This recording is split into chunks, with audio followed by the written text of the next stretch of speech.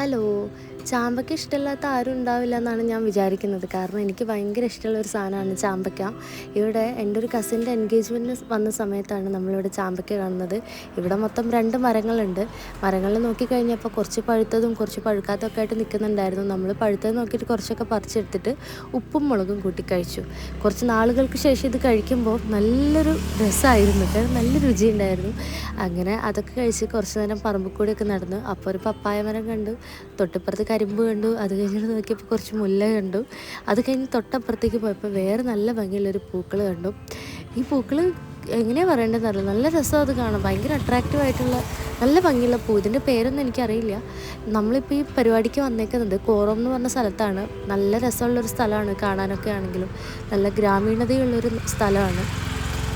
കുറച്ച് കഴിഞ്ഞപ്പോൾ ഞാൻ ടെറസിൻ്റെ മേലെ കയറിയിട്ട് കുറച്ച് വീഡിയോസൊക്കെ എടുത്തിട്ടുണ്ടായിരുന്നു. അപ്പോൾ കുറച്ചും കൂടെ ഭംഗിയായിട്ട് തോന്നി.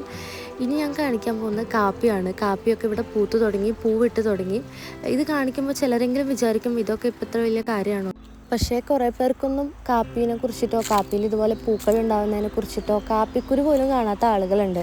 എൻ്റെ ഒരു സിസ്റ്റർ നാട്ടിൽ നിന്ന് വന്ന സമയത്ത്, അതായത് തൃശ്ശൂരിൽ നിന്ന് ഒരു ദിവസം വയനാട്ടിലേക്ക് വന്ന സമയത്ത് ഒരു പറമ്പിൽ കാപ്പി കണ്ട സമയത്ത് എൻ്റെ അടുത്ത് ചോദിച്ച ചോദ്യം, ചേച്ചി ഇതെന്താ ഈ കായ, നല്ല ഭംഗിയുണ്ടല്ലോ അതിൻ്റെ പൂക്കൾ കാണാൻ എന്നാണ് ചോദിച്ചത്. അത് കാപ്പിയാന്ന് പറഞ്ഞപ്പോൾ അവളുടെ മുഖത്തുണ്ടായൊരു സന്തോഷം, അത്ഭുതമൊക്കെ എനിക്ക് ഭയങ്കര രസമായിട്ട് തോന്നി. കാരണം ആ കുട്ടിക്ക് അവർക്കത് അറിയില്ലായിരുന്നു, കാപ്പി ഇങ്ങനെയാണ് ഉണ്ടാവുന്നത്, ഈ മരത്തിലാണ് കാപ്പി ഉണ്ടാകുന്നത് എന്നുള്ളത് അവർക്കറിയില്ലായിരുന്നു. അങ്ങനെ കുറച്ച് ആൾക്കാരുണ്ട്. അപ്പോൾ അങ്ങനെ കാണാത്ത ആരെങ്കിലും ഉണ്ടെങ്കിൽ കണ്ടോട്ടെ എന്നുകൂടി വിചാരിച്ചിട്ടാണ് ഞാനിത് പോസ്റ്റ് ചെയ്യുന്നത്.